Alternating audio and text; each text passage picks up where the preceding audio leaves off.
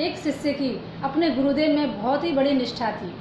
उनकी गुरु भक्ति बहुत ही दृढ़ थी, लेकिन वे साधु संतों को बहुत कम मानते थे और जो उनके गुरुदेव थे वह संतों को ही अपना इष्ट मानते थे, परम पूज्य मानते थे। संत सेवा ही उनके लिए सब कुछ थी। इधर जैसे ही शिष्य के इस भाव को देखते तो गुरुदेव ने कई बार समझाने की इच्छा प्रकट की, लेकिन उसके गुरु भाव को देखकर, गुरु भक्ति को देखकर वह पीछे हट जाते और मन में ही विचारने लगते कि इसको कैसे समझाऊं। और जब विचार करते कि कल समझाऊंगा और फिर टाल जाते।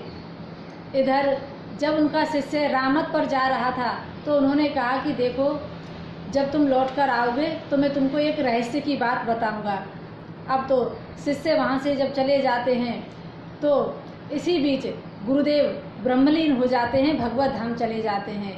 और शिष्य जब लौटकर आते हैं तो देखते हैं कि लोग उन्हें लेकर जा रहे हैं स्मशान की ओर। और जैसे ही देखा तो वह चरणों से लिपट गया और कहने लगा कि नहीं, मेरे गुरुदेव अभी नहीं जा सकते। वे मुझसे कुछ कहना चाहते थे और जब तक मुझे वह बात नहीं बता देते तब तक वे शरीर नहीं छोड़ सकते। लोगों ने खूब समझाया, लेकिन शिष्य की समझ में नहीं आया।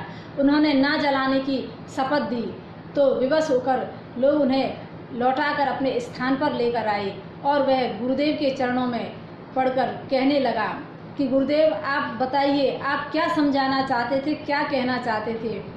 तब गुरु भक्ति पर रीझकर प्रभु ने उनके गुरुदेव के शरीर में पुनः प्राण स्थापित किए और गुरुदेव ने जब साधु संतों की सेवा की महिमा वर्णन की कि साधु सेवा किया करो, उसी से प्रभु प्रसन्न होते हैं।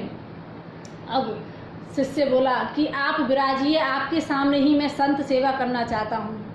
अब तो गुरुदेव 1 वर्ष तक उनके शिष्य की जो संत सेवा है उसको देखते रहे और फिर 1 वर्ष के बाद वह भगवत धाम को चले जाते हैं। तभी कहते हैं कि गुरु निष्ठा जिसके अंदर दृढ़ है, प्रभु उसी पर प्रसन्न होते हैं। क्योंकि कहा भी गया है, गुरु गोविंद दो खड़े, काके लागू पाए, बलिहारी गुरु आपकी जिन गोविंद दियो बताए। तो गुरुदेव के चरणों में जिसका दृढ़ विश्वास है, दृढ़ निष्ठा है, तो प्रभु हमसे दूर नहीं। इसलिए अपने अपने गुरुदेव में हमेशा दृढ़ भाव रखना चाहिए और जिसके अंदर दृढ़ भक्ति है, दृढ़ निष्ठा है, तो प्रभु हमसे दूर नहीं। जय श्री कृष्ण।